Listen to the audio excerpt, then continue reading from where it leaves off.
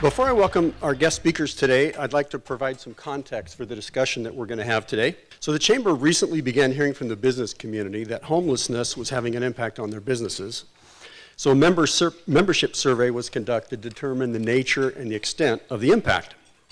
Respondents reported incidents of harassment of employees and customers, property damage and theft, trash, human waste, and biohazards were left on the properties. As a result, many businesses have had to adjust their business operations, including moving their businesses out of the affected areas, erecting fences, and making additional investments in security equipment. Beyond the direct costs, this impacts property values and makes it more difficult to hire and retain a qualified workforce. The survey responses also raised some other concerns, such as violent crime, the fentanyl epidemic, gang activity, and sex trafficking. So we reached out to our 4 police chiefs and invited them here to talk about public safety, and we're really glad they were all able to accept the invitation. So I'm going to introduce each police chief and ask him to join me on stage, and then we'll get started. First, Chris Guerrero has been with the Kennewick Police Department since January of 1996 and was promoted to chief in March of 2022. Throughout his career, Chief Guerrero served on the SWAT team as an FBI Safe Streets Task Force Sergeant, an assistant chief of police, and many other law enforcement duties. Chief Guerrero has a bachelor's degree from WSU and is a graduate of the FBI National Academy. Chief Guerrero, so please help me welcome Kennewick Police Chief Chris Guerrero.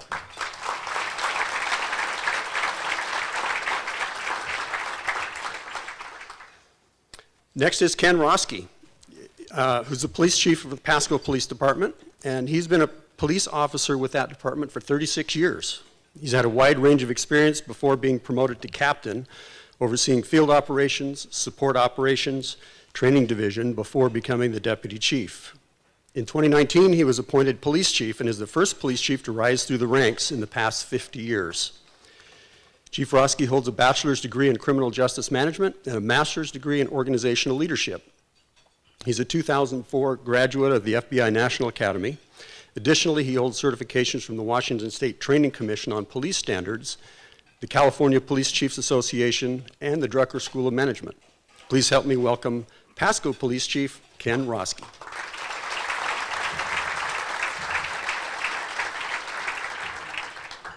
Bridget Clary was appointed Richland Police Chief in January of 2022. Chief Clary is the first female police officer in the Tri-Cities region and is the first internally promoted police chief in Richland in over 20 years. Chief Clary began her law enforcement career in 1998. She came to Richland in 2017 from the Federal Way Police Department, where she was serving as a detective lieutenant. Bringing her leadership and expertise to Richland, Chief Clary was promoted from sergeant to lieutenant and then to captain. She spent time supervising operations, administrative services, and investigations. In 2021, she was promoted to deputy chief, overseeing all internal operations. Chief Clary has a bachelor's degree in law and justice and sociology from Central Washington University. She's a graduate of the FBI LEDA Trilogy Series and holds an executive career level certification from the Washington State Criminal Justice Training Commission. Please help me welcoming Richland Police Chief Bridget Clary.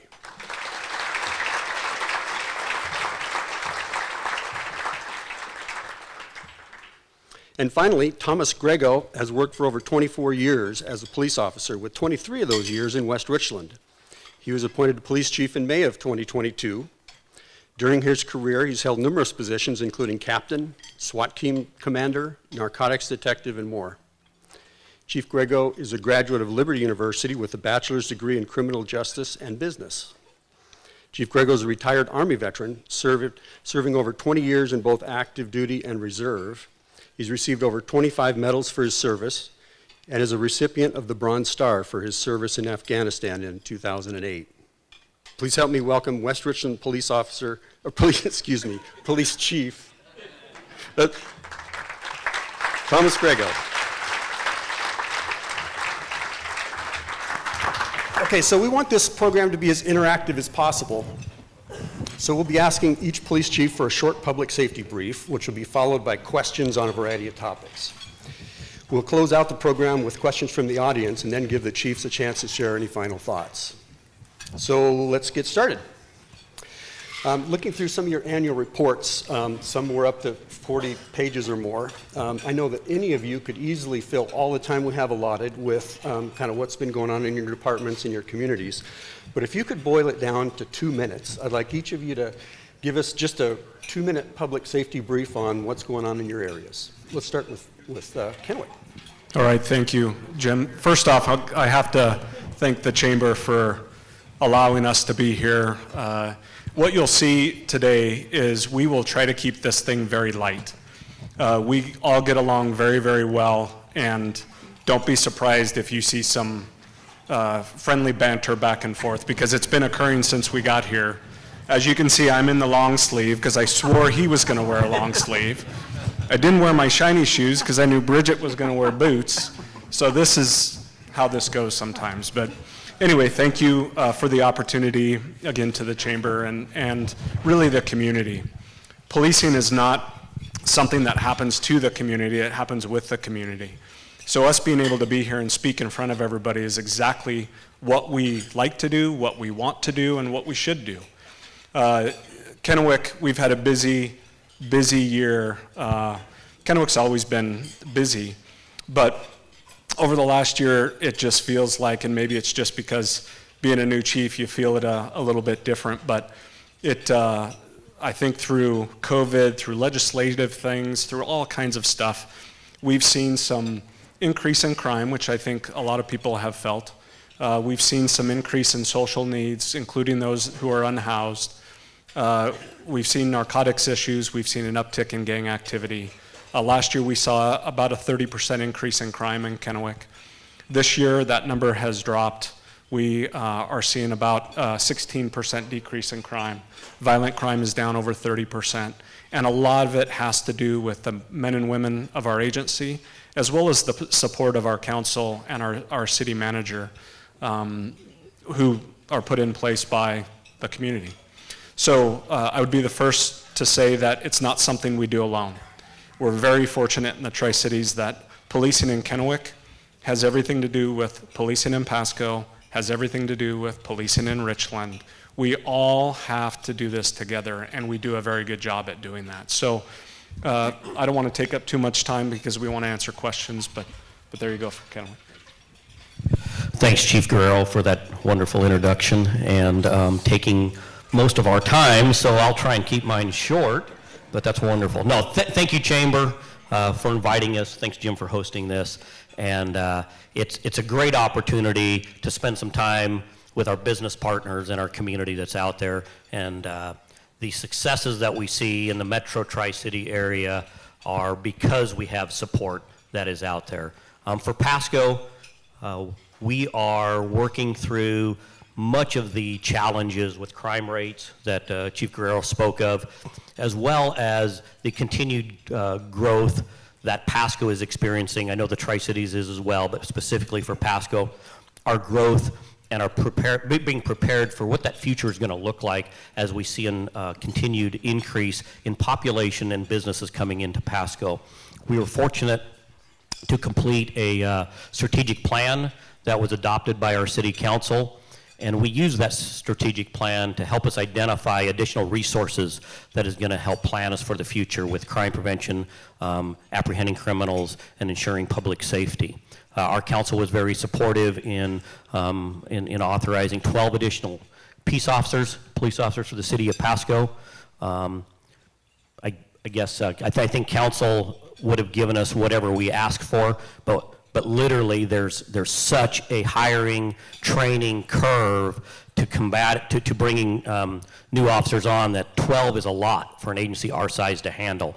But we have great staff, and we're prepared to bring those officers on and deploy a new policing model that will go out into the community starting in January, where we'll have districts and we'll have lieutenants in charge of those districts, much more responsive to businesses in the community and taking problems that we have and focusing our resources at those problems rather than just haphazardly. In Pasco, our policing model literally hasn't changed in the 36 years that I have been there. We are deploying our resources virtually the same way as we did. So we've re-examined that, used our strategic plan, built some programs in place that I think is going to set us up for the future. So that's kind of a quick lay of the land for Pasco.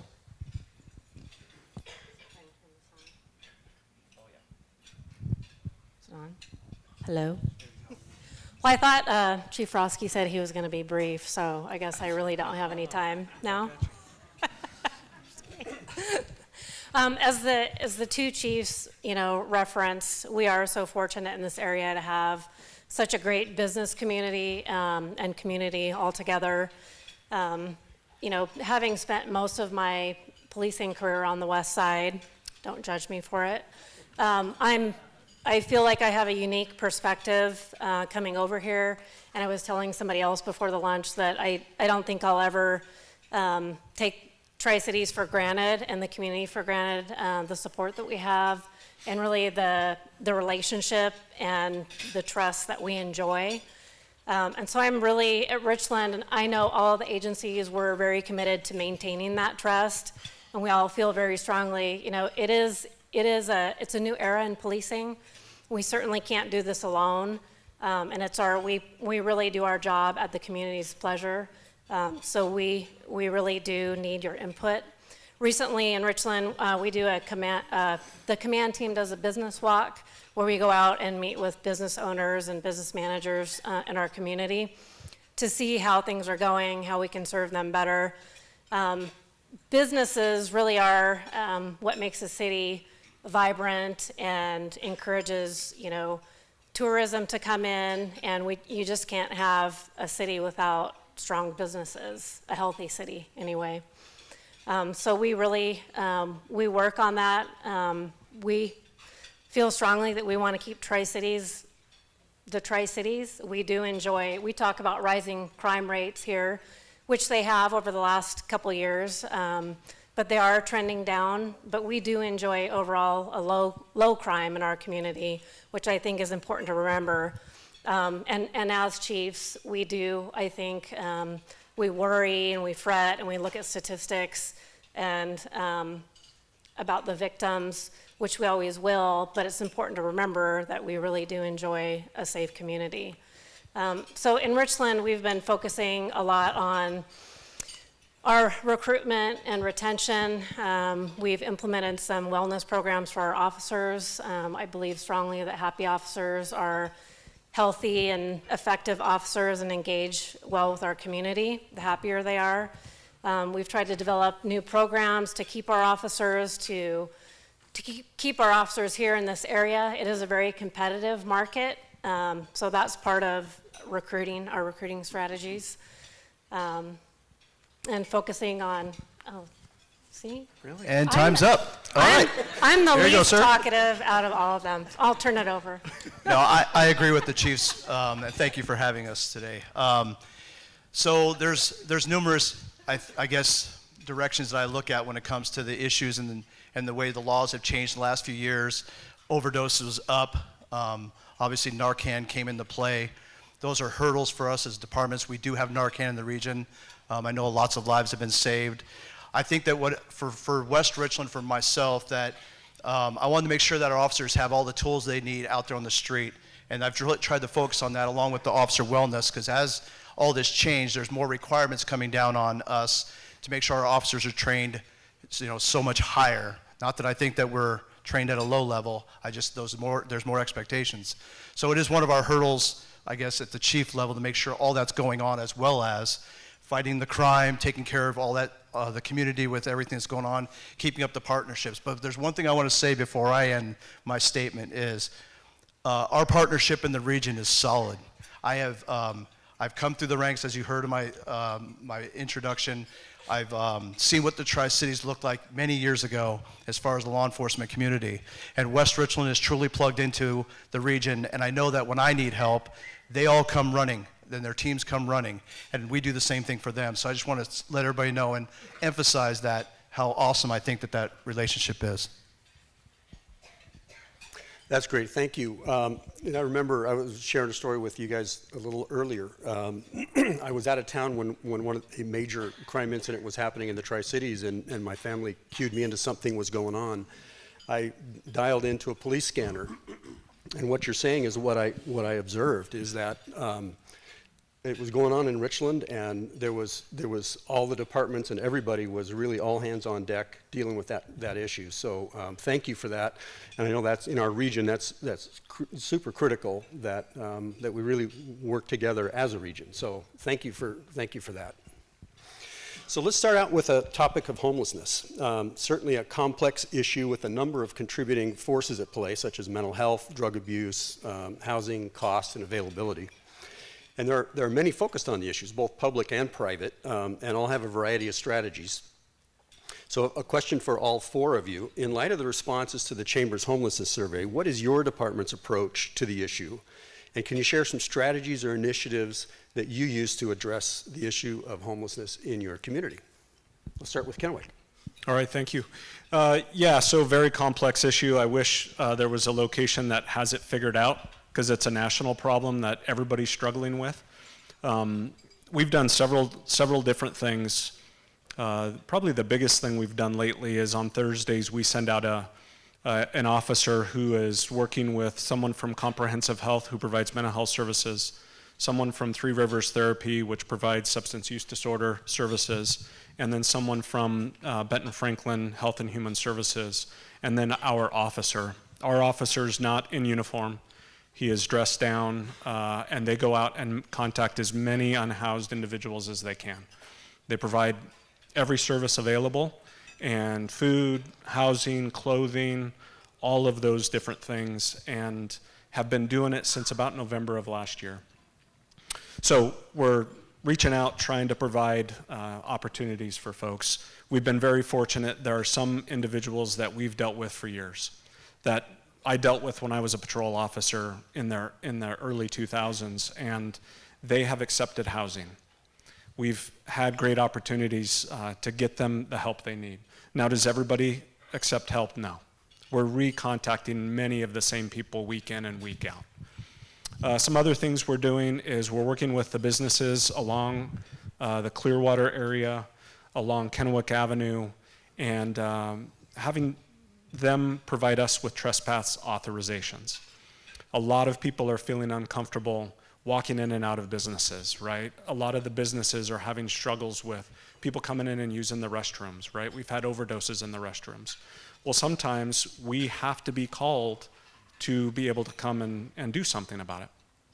So we offer the authority for them to provide us trespass authorization. That gives us a tool. Does that mean we're going to arrest everybody all the time? It does not. But the main message we continually share is, please call us. The community is the force multiplier for us. People don't want to bother us because they think we're too busy. We need the community to get engaged and to call. Let us come out and deal with things, right? It's going to get prioritized, but let us be involved in that. That's really what we want to do. It is that partnership. We can make it better, but we need the community's involvement with it. So not to repeat what Chief Guerrero's efforts are, we're mirroring those in Pasco, recognizing the challenges that are set down. Nobody wants people to go to jail for being homeless or having to live on the streets. That's not our first effort, is to get resources to them. All the chiefs are going to tell you the same thing. That's what our officers' very first goal is, to get them the resources. It takes many efforts. One study I recently read, it takes 17 to 20 contacts by law enforcement, referrals, before somebody will take one step at getting help. So you can just understand the amount of commitment level from our officers in the field. But at the end of the day, you have businesses, you have homes that you need people to come to, and there are things that are disorderly, that unfortunately law enforcement has to step in, and we will make those arrests when we have to. Regardless of all of the efforts, when people don't want to get help, that's sometimes where law enforcement ends up being the answer to your story. But to Chief Guerrero's points, call us and trust us. We want to get them the services, but not everybody accepts those.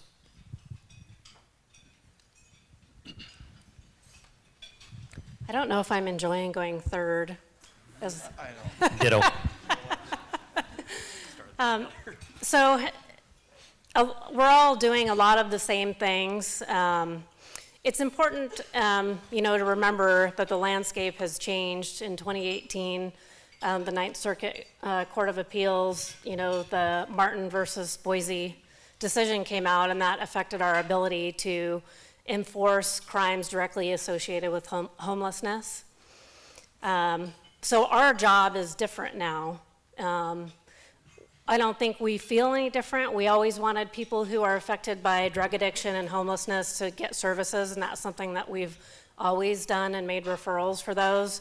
But sometimes in the end, like the chief said, we are law enforcement, so that's what we do. And sometimes by making an arrest, a person will then get those services. I've talked to many people throughout my career who come back to me afterwards and will say, I was able to get help in jail for my addiction, or I was able to get placed into housing after being booked into jail because there are those services there.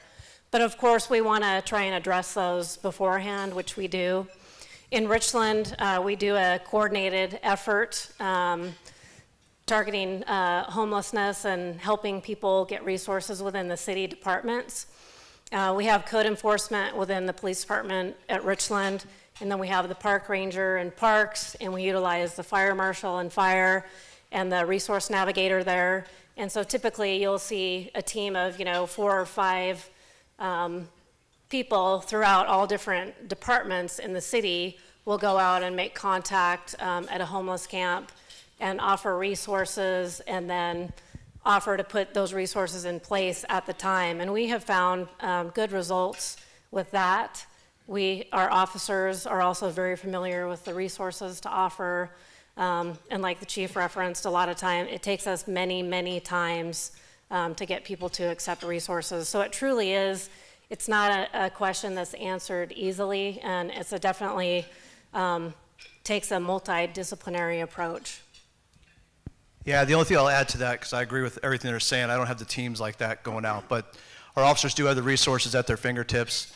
Some of the frustration I think that has happened over time is, when these people the homeless sometimes are committing the crimes at the business or whatever, they have to step in. And I think that it's being treated with more kid gloves to try to get them the help without having to make that arrest necessarily until it's too late. Now we got to make the arrest. So it's a challenge for our officers on the street. It's not something where you just go walk in and, all right, that's it, we're done. And so anyway, I just want to share that. We try our best to keep that balance going. So That's great, thank you. Now, for the businesses, aside from relocating out of an affected area, and I heard mentioned several times making sure that we call upon your departments for help, is there any other specific things that businesses can do, or maybe you see a lack of things that businesses are doing to kind of help be a first line? Can I start this one? All right, here we go. Okay, so, yeah, I'm helping us out, come on. I'll just ask you to work with law enforcement. Believe it or not, there are some businesses that the team have run into that they don't cooperate with us, but yet they want us to fix the problems. And we're like, we need the cooperation, we need that partnership in order to get to the bottom result here. And that's obviously community safety and everything else. So not all businesses are like that, I'm not saying that, but we've had a few in West Richland that I'm like going, they won't work with you, all right? Anyway, so we just work with your law enforcement, please. It helps us out, and our intent is not necessarily throwing everybody in jail. I'm all off my game now by the change in order, but I'm never happy.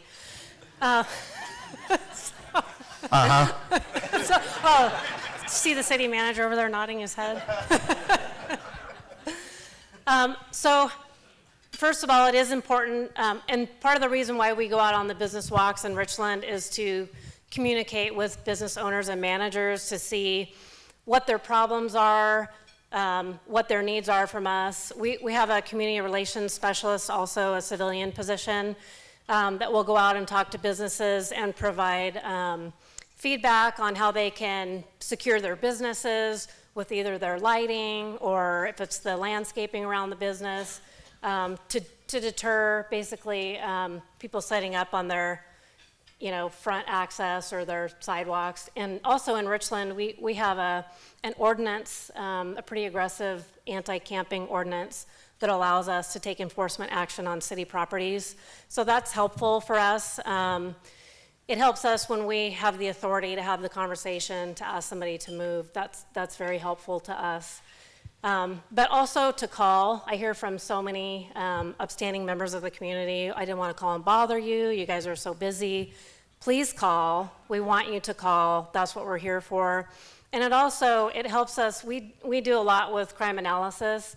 So we track a lot of things through complaints on certain topics, whether it be speeding or trespassing. And that really helps us, because there's much less of us than there are of you. It helps us focus our enforcement efforts where they need to be. So please call. And I would encourage businesses to have the conversation with the person that's there if you feel comfortable with that. A lot of times if resources are offered from within the community, that's received sometimes better than it is from the police. So we encourage you to do that too, and our officers are more than willing to help give the businesses those resources and educate business owners on what those resources are. So quickly, the metropolitan area, both counties, is so giving. There are so many great organizations out there that want to provide services. Please don't allow people loitering on your properties. Please don't try and get into that business. Let the professional organizations that want to provide the services do that. Get with your law enforcement organizations. Design your properties with crime prevention in mind. Pasco will send an officer out to survey your property with you and do a CEPTED survey where they can look over that property and give you suggestions and ideas where to trim bushes back, where not to have places for people to loiter and hang out. So it's interactive in that we need you to be progressive in preventing those people that would just want to loiter and hang around on your properties. You have control over that. CEPTED is crime prevention through environmental design. We'll use acronyms sometimes, and we've got to help each other remember that, not to do that. Our city has a resource page. A lot of the resources are on there. If you go to kennewick.com, you can see some resources there that you can provide folks as well. Great. Thank you all. So we're going to shift gears a little bit away from homelessness now. And Chief Guerrero, you mentioned violent crime a little earlier, and Chief Clary talked about trend analysis. So this next question, in the past several years, there seems to be growing reports of violent crime in the area. And growing up here, I don't recall even that really hitting my awareness. So has there really been a violent crime in the region? And if so, is it simply because the area is larger now and there's more population, or are there other factors at play? Yes, no, and yes. Thank you. Yeah. Next. No, there has been a rise in crime, like I said earlier. I think there's lots of reasons to it. I think everybody would agree that COVID had an impact on society as a whole. And that's one piece to it. Some legislative things pulled police back. Everybody's heard that from us. But at the end of the day, that's not an excuse for a lack of policing. That is not, any of us will not tell you that there is a national narrative. I hear Chief Roski talk about the national rhetoric around bad policing. There are bad cops out there. What we all got out of the George Floyd, the police reform, was, hey, we might need to do things a little bit better, right? We need to hire the best and brightest. We need to continue to look for those folks. It's harder now than ever to find them, but we're finding them. And so a lot of juvenile crime, the majority of those housed at juvenile justice are in there for murder. There are a lot of the ones that are out there committing the crimes.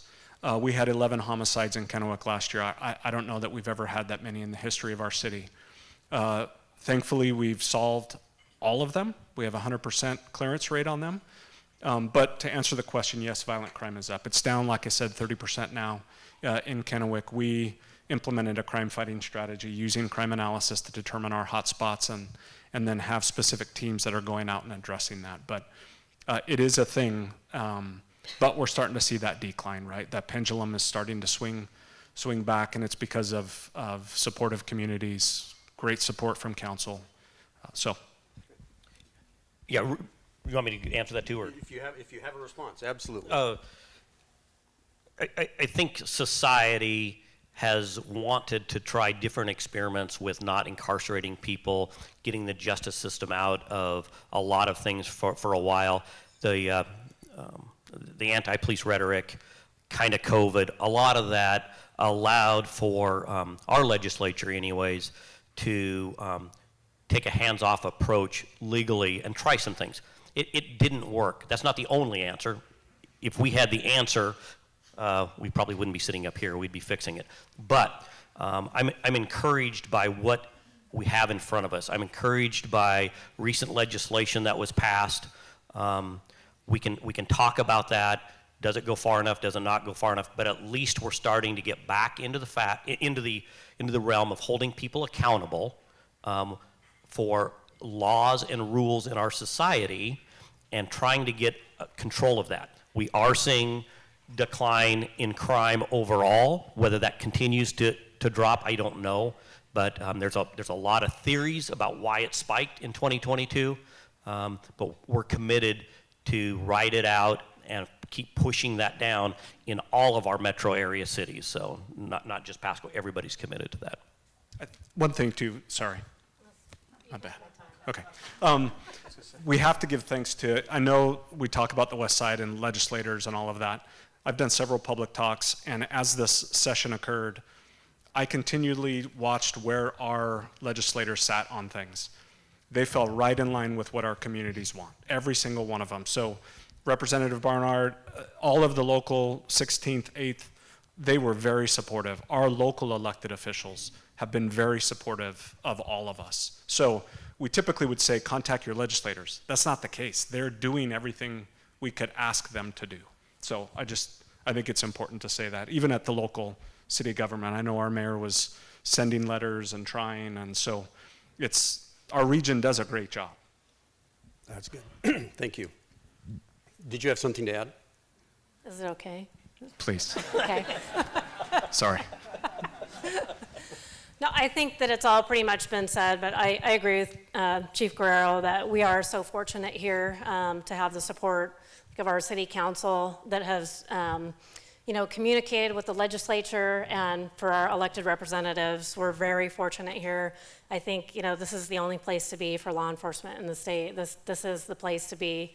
But I think we would be remiss in not at least addressing how we got to this point.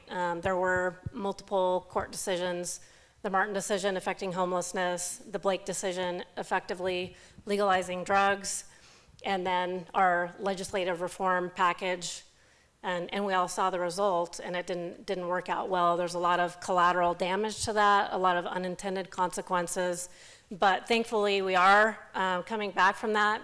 In Richland, we have been focusing a lot on getting back to proactive policing, which I know that all of us sitting here feel very strongly about proactive policing and strong law enforcement services. That is what we do best. So I think that's how we kind of take it back and keep Tri-Cities, do what we can to keep Tri-Cities great like it is. I think that's it. Okay, thank you. So I was in a meeting with a few other chamber members, about 10 of us, a couple of weeks ago. And within that meeting, there were two people who had had cars stolen recently, one in rather spectacular fashion that was all over the newspapers. And I know gang activity has been an issue in the area. It's nexus in crime and drugs and things like that. Now, I know there's a Tri-Cities Metro Drug Task Force, but is there a similar cooperative organization that really is focused on the gang problem, or how is that being addressed in the area? And I'll open up to anybody. I think our drug task force, all of our federal task forces that we all have people on, our street crimes units, they all collaborate together to use our crime analysts to identify known gang members, crime trends and where those are occurring, and then we can put our individual resources collaboratively together combating whether that's gang activity or not. It happened to have been on a rise, largely narcotics driven. There's some other factors, but largely narcotics driven. So as we put our efforts towards back into narcotics enforcement and stuff, hopefully we're going to start seeing that decline. But together, all of us have resources with individual our agencies that we're putting together, not in a formalized drug task force like you see, but they all have an aspect at tackling the gang problem in the area. And I'd say that the communication between agencies obviously is funneled through that group regionally. So we have a Metro detective also, and it's imperative that we keep that communication going, because when Kennewick has something going on, we need to know to keep an eye out for things too. And that interaction, I talked about that relationship earlier, that partnership, brings it all together for us as a region. So I know fentanyl has been an epidemic in many communities. What's going on in the Tri-Cities, and what are you seeing with the fentanyl problem? Overdose. I talked about it when I started. I'm not joking around. I tell people this all the time, and I'd imagine some of these chiefs would say the same thing. When I first started my career, an overdose was rare to hear on the radio. It just was. Now I almost hear it every day. And it's amazing to me how much, and it's fentanyl. I know there's other drugs that have overdose, but fentanyl is number one. And it's just amazing how much it has impacted our community. And unfortunately, those users of fentanyl also don't have jobs, and they can't hold down jobs. So now they're stealing, they're doing all this stuff, theft of vehicles, to make more money to feed their habits. So it has had a real negative impact on our community. Yeah, so overdoses in Pasco, the fatal overdoses are actually down slightly this year. Overdoses are up. Thankfully, our officers are better at saving, our medics are better at saving overdose victims with Narcan and other resources. We just had 2 saves last weekend. I'll bet every one of these chiefs could give you a very recent example of a save. But narcotics is a problem in our society. You watch the zombies walking around. We had 2 years of virtually the Blake decision, which legalized it. Come August, thanks to some strong legislators, we're going to have some law enforcement resources that we can put back into that. And if we can get them help, if we can get them resources for their drug addiction, just like with homelessness, that's exactly what we want. We're offering those services to them. But we know from our experience up here, and after watching the last 2 years, I can now point back to the examples over and over again. It often takes the criminal justice system getting in the middle to force people into getting help. If not, at least we're holding them accountable for drug problems that result from their addiction. So fentanyl is the most recent result. There'll be something coming right behind it. The drug cartel is not going to lose money. They'll find a way to make money. So there will be something else after this. I have to plug the Recovery Center. For those who don't know, what we have in the Tri-Cities is jail. That is our option right now. We do not have a detox center. We do not have any type of place to take somebody who's suffering from behavioral health issues, whether it's mental health or substance use disorder. So the support for the Recovery Center is very, very important. Both counties have been supportive. All of the cities have been supportive. The sheriffs, I know they're not up here, they're very supportive and collaborative with all of this. So the Recovery Center is something that's needed. So please, if you have the opportunity to support that, please do. That is a tremendous help for law enforcement. I just wanted to add one thing. I'll share a personal thing. So my little brother overdosed in 2006. He passed away. And there wasn't, he didn't have law enforcement contact. And I truly believe, I can't change the past, but had maybe law enforcement caught him along the way, it might have changed his story. But anyway, just want to add that in. No, thank you. And Chief Guerrero, thank you for bringing up the Recovery Center. That was my next question. And it was really surrounded about what kind of impact do you see on your caseload throughout the Tri-Cities? Will it be enough, and what challenges do you see remaining? Yeah, I may have cheated and looked at your notes, but it will be tremendous. And I think the plan that they're looking at would be a 10-minute stop for law enforcement. It gives us another opportunity, another tool, because believe it or not, as everybody has said, jail is needed. There are people who need to be incarcerated and held accountable for victimizing folks. But shouldn't be the only option. And there's many officers out there who would rather take somebody to a recovery center than taking them to jail. Does that mean they won't get prosecuted? No, that doesn't mean that. There's still a venue for that. But the recovery center is something that, I just left a meeting prior to coming here with Representative Newhouse, Congressman Newhouse, on the fentanyl problem. And these are the exact same things we're talking about. There was somebody in the meeting from north of here, and they said, all they have is Spokane or Wenatchee to take somebody to. We're in the same boat. We don't have that. So to be able to have that, it would be a game changer for our region. And yeah. And You bet. I've heard a lot from parents along the way that are running into this with their sons and daughters and stuff. And that's exactly the problem, is there's nothing right here. They would have to reach out to Spokane or different locations. So it's going to be great that we have something here finally. I just wanted to add that I fully support it. In a previous jurisdiction I worked for, we had a similar place where we could drop people off, and just like the chief said, there's lots of people who we do not want to arrest. We don't think it's the best thing for them, and if we had a secure facility to utilize, it would be utilized by law enforcement. So I've seen it work before, and I think it's just important to remember it's going to take collaboration of all of us. It's not just law enforcement, it's not just social services, it's not just the businesses. It's going to take a lot of communication and input by everybody, and I know that we're all committed to that. Workforce development, workforce management is an issue across many industries. It affects virtually everybody here today. As we were chatting before the lunch started, we were talking a little bit about that, and I'd like to ask Chief Grego and Chief Clary to talk about workforce in your departments, and how are you finding people? Are you finding the right kinds of people, and how do you keep them engaged? So last year when I got promoted, the chief had retired, the lieutenant retired, we already had positions open, and so I guess I just started trying to think outside the box and taking some of the advice from what I was hearing from other agencies. But some of the things that West Richland did, because we didn't have those full-time positions filled, I had budget money in the labor budget. So I went to the mayor and asked for permission to give sign-on bonuses. I asked for a $2,000 bonus for our police department to give to any employee of West Richland, not just the police department, that bring in laterals and recruit. So we made everybody a recruiter in the city.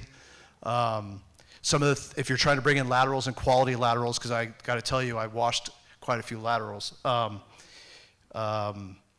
They lose things if they come from one agency to another, and that, like their vacation bank. They've been there for a few years, they have vacation, so we said, why don't we give them 80 hours of their vacation, it's called PTO in West, right off the bat, first day, give them that type of stuff, moving money that if they had to move from the area, move into the Tri-Cities. And so we were throwing a lot of stuff at, but I don't think that there was necessarily any solution. And right now, I'm fortunate to say that we're fully staffed. And I've been saying it for a few months because we've been fully staffed for a few months. And I'm not bragging, I just think that the efforts of the team and everybody else trying to recruit helped us out a lot.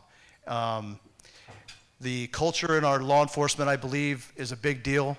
Wellness is a big part of West Richland Police Department, and we brought in I believe it was the first therapy dog for law enforcement, Polar. He's pretty amazing. But focusing more on the officers and stuff, and I think that attracted people. I started changing some of the norm of no shave in uniform, that type of stuff, because that's the world I came from. I decided to go ahead and do a beard policy that limited their beard to a certain look, and believe it or not, that attracted a couple of individuals that made the difference of them putting the application in, believe it or not. but I think it's just thinking outside the box. So that's was successful for me, and it was a package deal. It wasn't just one thing, I believe. I think it was trying to figure out what officers are really wanting to get into these days. So we allow beards at Richland too, but I'm not sure how that benefits me, but that's all right. So first, when I was first appointed as chief, we had quite a few vacancies, and coming off of the legislative reforms, we all experienced, I think, some morale issues. So we really focused inward with our succession planning and our wellness efforts. We secured a large grant from the Criminal Justice Training Commission for wellness, and we were able to attach a psychologist to our peer support program.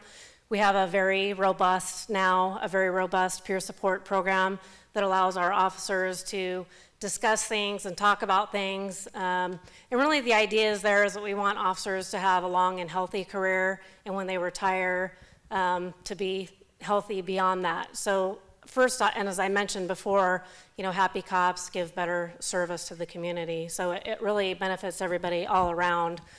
And then council and city manager I was fortunate that they were supportive in granting us 5 new positions, which came with the challenge of trying to fill those positions.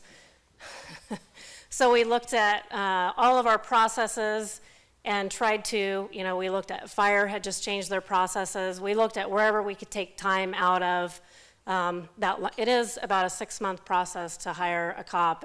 It's expensive. I think a lot of people don't realize kind of the sausage grinder that it is to get hired, and the background polygraph and psychological tests, physical tests. It's very rigorous. So we streamlined that as much as we could, but we made a commitment not to ever change our standards. We do enjoy a high standard of competency here in the Tri-Cities. I think we have great cops, the best that I've ever seen or worked with here. And that I think our relationships here are a tribute to that. And then we implemented some programs internally for our officers and to provide better service to the community.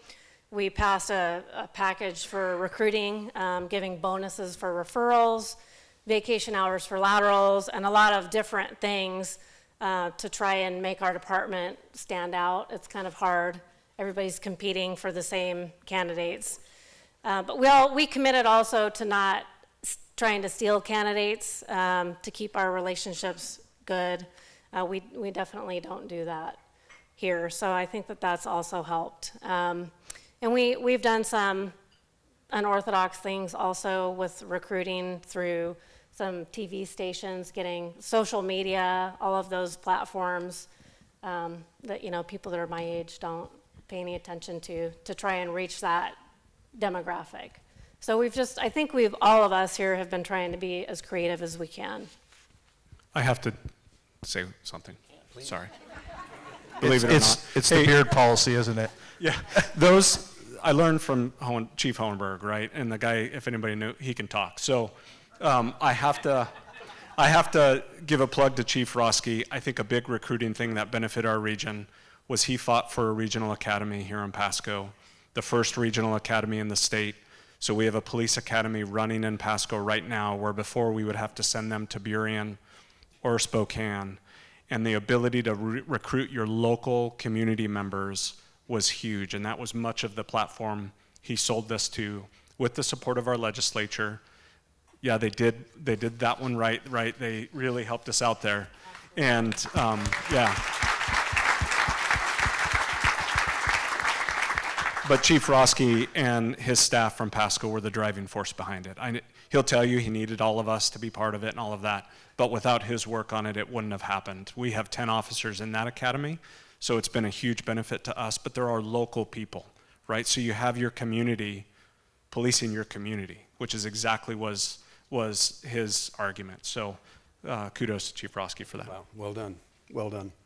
So I want to get to questions from the audience, but before we do, just really quickly, for each of you, what do you see as the biggest challenge for your department today?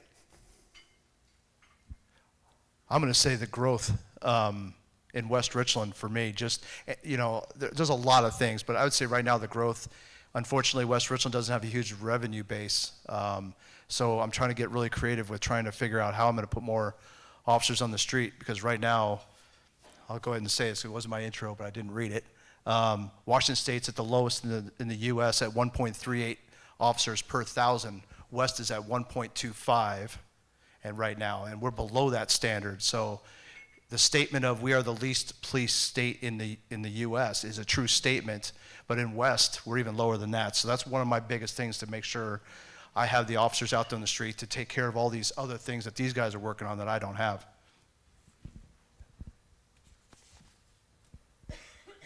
I totally agree that the biggest thing is managing growth. The secret's out that the Tri-Cities is a great place to be, unfortunately, or fortunately. So managing, the skyrocketing population along with some big city crime that's come over here, and, staffing, I think it all goes together, but, having the Tri-Cities kind of growing into itself, and it's definitely, I think, in a growth and transition phase right now. Yeah, I think planning and preparing for the future, we know that what we did 5 years, 20 years ago, 3 decades ago, is not going to work into policing the future of our communities for a whole host of reasons. So I think our challenges that all of us have, definitely in Pasco, is identifying and planning and preparing for the future. What's next year look like? What's 5 year look like? And how do we prepare our council, who has been very, very supportive of what we are doing, and ensuring that our plans into the future give them the confidence that their police are ready for growth, legislative changes, social issues, whatever it might be that comes down the pike, that their police department is ready to police their communities and protect the vulnerable from harm. So I think that's Pasco's. I would agree. Great. Thank you. So really, thank you for the discussion. In advance of the lunch, the chiefs made it really clear to me that one of the most important things to them was hearing from all of you. So we have a microphone that will go around, and if you have a question, please raise your hand, wait for the microphone, and then address the chiefs with whatever question you might have.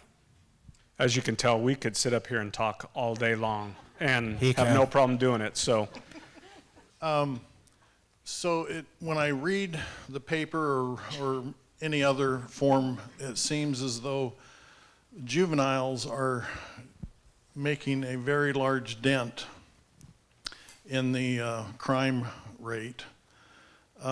Is that primarily due to the change in law that you can't talk to the juveniles now? And how big of an increase has it been since that law changed, if you know? I can answer him all the time. So if one of you want to. I don't know what the percentage increase is. The law is definitely a factor. But you also, I think, have to attribute that to the robust increase in 2022 that we saw in crime, what was going on in the country, and juveniles just get wrapped up into it. Absolutely, the inability to talk to juveniles has much more detrimental impact than the crime rate that I think it has potentially driven. It's the opportunity to keep juveniles out of trouble that shouldn't be in it. And they get wrapped up in the justice system when all we had to do was potentially talk to them and excuse them from being involved. Now they're wrapped up whether we want them to be or not. So for some explanation for those who don't know, there's legislation in place that presumes a juvenile has the right to an attorney before we can even ask. And you as parents cannot invoke the right for them to speak on their behalf. So they're afforded an automatic right to an attorney. So we have to call an attorney before we can even attempt to speak to them. That's what the mayor was referring to. And on that means that we can't get exculpatory information from the juvenile, where if they're a suspect in any way and we talk to them, and a lot of times they can explain how they were involved and give us information to help us with the crime. Now they're not even allowed to do that. So it is problematic, but I think it's important to recognize too, with the increase in gang activity that we've been seeing, some coming from the Yakima area, that gang members and those criminal enterprises, they do use juveniles to commit their crimes. That's just what happens, and a lot of times they're generational in the street gangs. So they know that these juveniles will receive a light sentence or probation, and now we can't even talk to them. So we've unknowingly encouraged this to continue. We started going out and providing identified juvenile gang members, going to their home, providing them with the support of our city attorney, their parents, a failure to supervise information and how to get their child some help. But in the event they don't supervise their child, we will charge them with a crime. So putting some responsibility back onto the parents. Chiefs, I tend to compare our regional policing model to Vancouver, Washington, where I lived for over a decade, and we're growing to about that size. Two-part question. One is, Chief Morey over there is dealing with improving the diversity of his staff to reflect the community, and you touched on a little bit of how your hiring practices are, Chief Grego. But what are each of you doing to address that as part of your hiring model? And then two, tangentially, you mentioned analytics. What are you doing to enhance or expand your analytical tools for better policing, for more surgical policing to improve our communities? Sounds like a Hewlett-Packard question. I think that West Richland's pretty diverse right now. 22 full-time officers, and I have 3 female officers. One's a sergeant. That's pretty, I think we had 1 female officer in West Richland when I first got hired. As far as different, backgrounds or whatever, we have across the board of different type of culture and stuff in our department.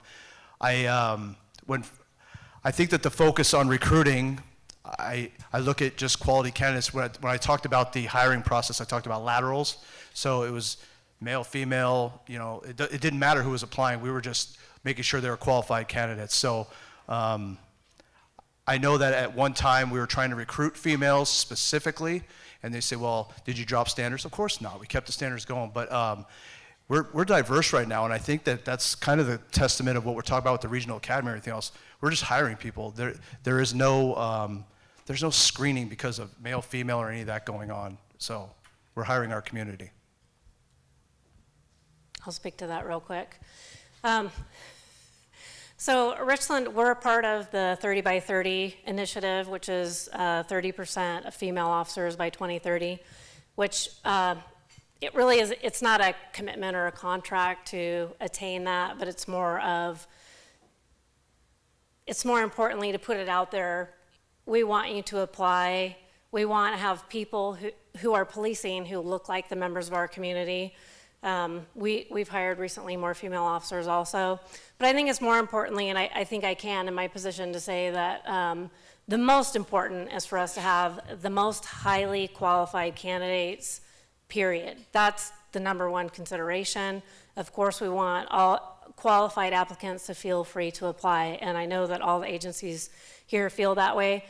And to just give Chief Roski a plug here for the academy, and he has spoken about this before, that having the academy here where people can commute and go home at night allows us that opportunity where when I got hired, I had a 6-month baby at home. If I couldn't have commuted, I went to the Burien Academy. If I couldn't have done that, I wouldn't have been able to come over to the Tri-Cities. I wouldn't have been willing to leave my baby at home and not be able to spend time with my family. And we have migrant workers in the area who are the caretakers for their family. They can't leave, they have responsibilities.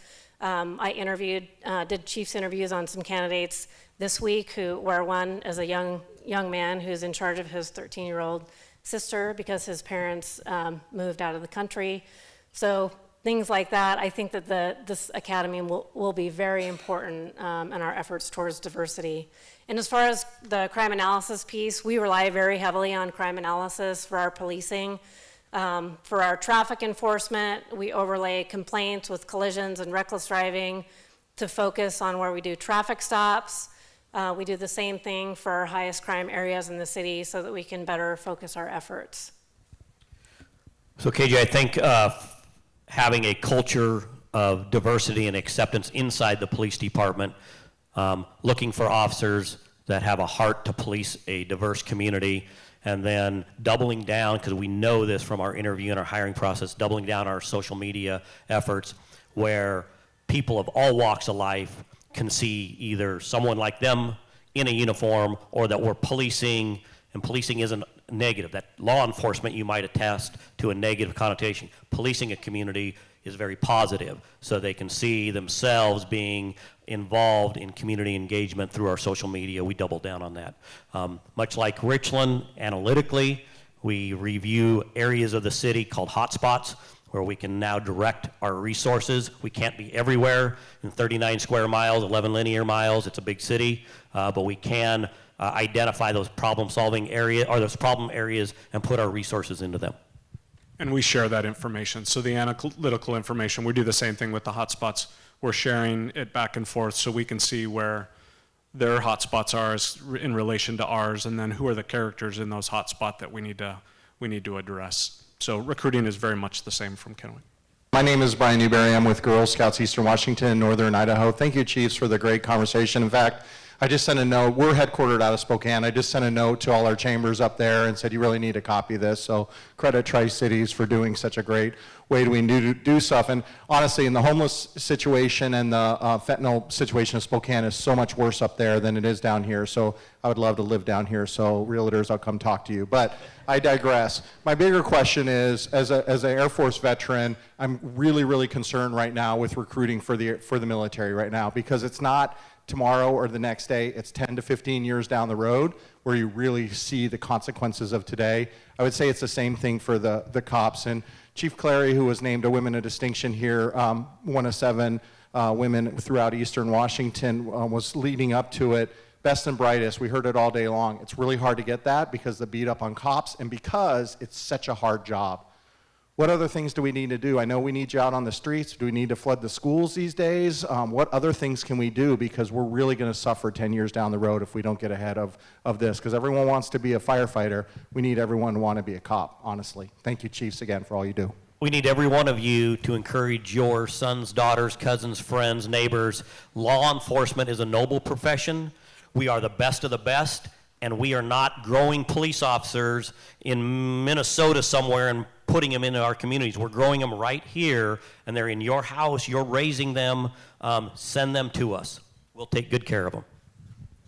Yeah, we've got a great thing going on here. It's really community support, and when we get folks from outside who look at our agencies, some of their questions revolve around what kind of community support you have.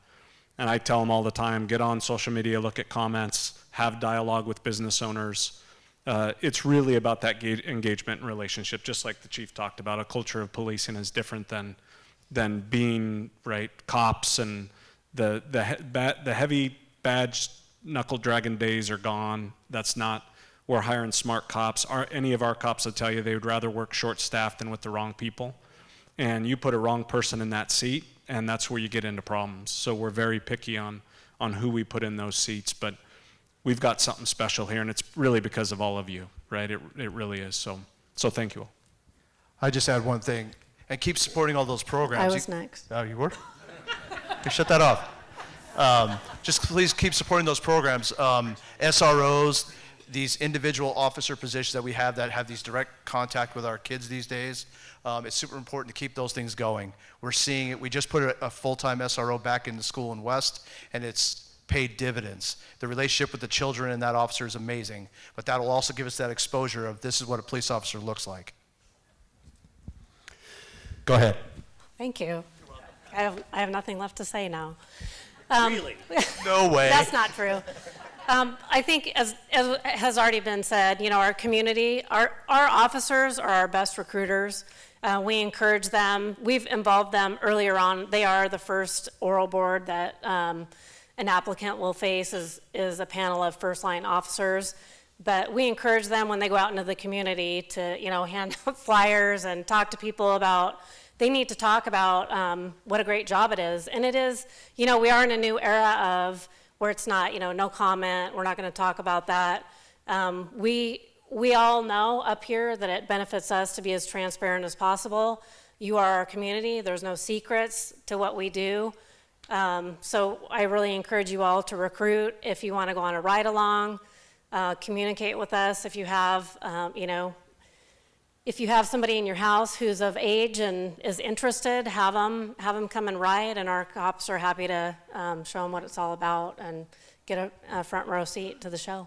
Another neat thing I think all of our agencies now have are police foundations, where a lot of the community can get engaged with your own foundation, whether you know, if you live in Kennewick and you know somebody in Pasco and officers there support their foundation. I have board members from our police foundation here, and that is huge. A lot of people ask, what can we do to help you? What can we do? And we've done community events with barbecues, and they support internal health and wellness things where we don't have to pull from our city budgets. We're allowed to ask them to support those things. So support all of the foundations wherever you live. It's a huge thing for health and wellness and just overall police support. Great.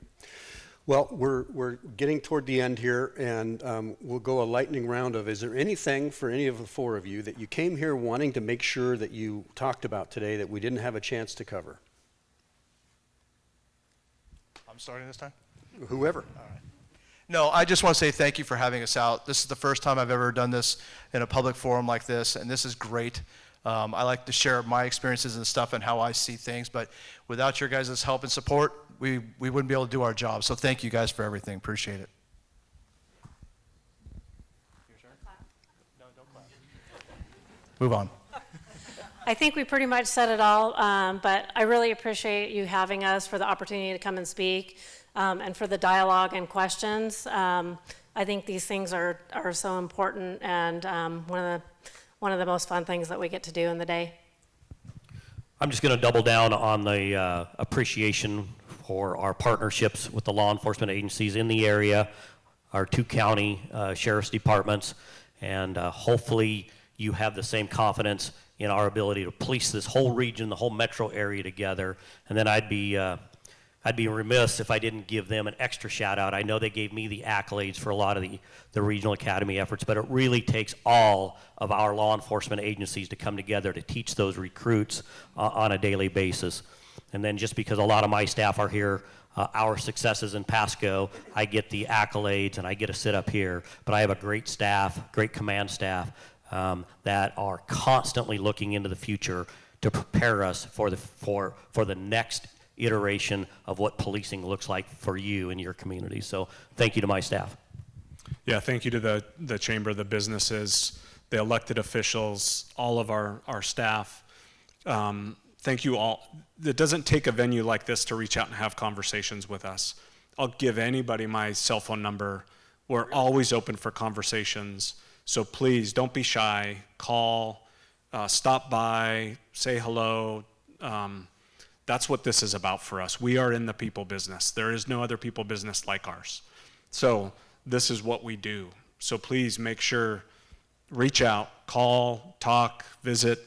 That's what we want. So can I do one go back? So seriously, as we all have our community out, we've got National Night Out coming up first August 1. We all have coffee with the cops. Please come out and support us. Send your people to support us because our officers get their energy from knowing you support them. I guarantee you, over the last few years of this whole anti-thing across the country, law enforcement officers gave up and walked away. You did not see that in any of our police departments.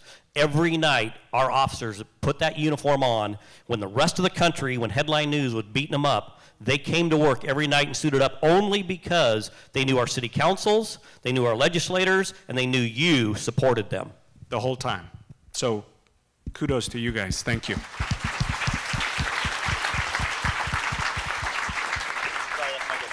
Well, no, great message. And really, sincerely, thanks to all of you chiefs for being here with us today, for joining us in this really important conversation. And thanks to your departments for all they do in our communities. So please help me thank them for being here today. Thank you all.